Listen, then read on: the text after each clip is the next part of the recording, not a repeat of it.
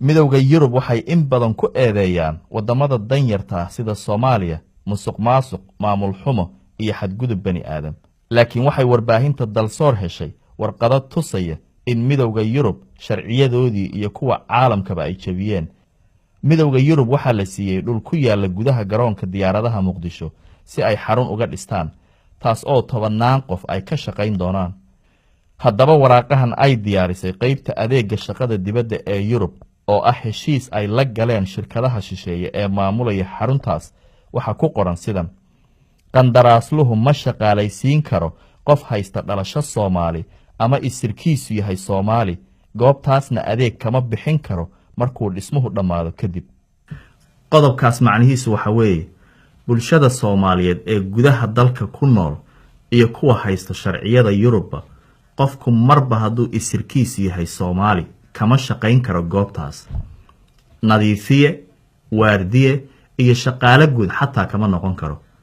ana midowga Yurub heshiiska ay ku dhisan tahay oo hadda kii u dambeeyay oo Lisbon oo Treaty ah oo kale waxa uu si cad u leeyahay mabaadi'da ay ku dhisan tahay midowga Yurub macna waa in la ilaaliyo qawaaniinta caalamiga ana mana la ogola oo qodobka labaad ayaa wuxuu si cad u leeyahay in aan la ogolayn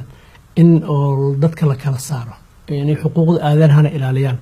marka haddii la leeyahay qof Soomaali ah shaqadaas looma qori karo macna waxay si cad uga hor imaanay qawaaniinta caalamiga iyo tii Yurub waatan xafladii lagula kala wareegay dhulkaas waana kan madaxweynaha Soomaaliya Xasan Sheekh oo lagu soo dhaweynayo goobtu waa xalane dhul Soomaaliyeed oo ay shisheeye maamulaan halkaasuu madaxweynuhu ku saxiixay heshiiska isagoona sheegay in ay Soomaalidu ka faa'iidi doonto mashruucyada ay Yurub wado sida xarunta cusub ee ay dhisan doonaan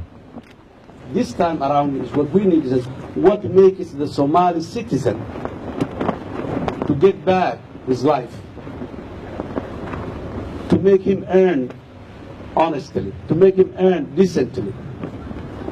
What makes the Somali family to have their own dish. Kaamerada marka la hor joogo waxa la muujiyaa qosol iyo farxad dhulkan waxa Yurub lagu siiyay bilaash mahad celinna waa laga mudnaa laakiin xogta ay warbaahinta dalsoor heshay waxay tilmaamaysaa in wakiilada midowga Yurub ayna qadarin u haynin Soomaalida waa arin oo aan ay la arag iyadoo kale waqtiyadan hadda oo waqtiyadii gumaysiga u jiro kale arrimo inay dhacaan laga yaabo waa arin oo aad u adag oo aan la aqbali karin in la yiraahdo qofkaas xaqaas ma leh xaq uu shaqo ku doonto ma lahan sababtoo ah asalkiisa ayaa Soomaali ah waliba nasiib darrada jirta waxay tahay meesha saas lagu leeyahay inay tahay dhulkii Soomaaliya dawladda Soomaaliyana waxay u joogtaa inay danaha Soomaalida ilaaliso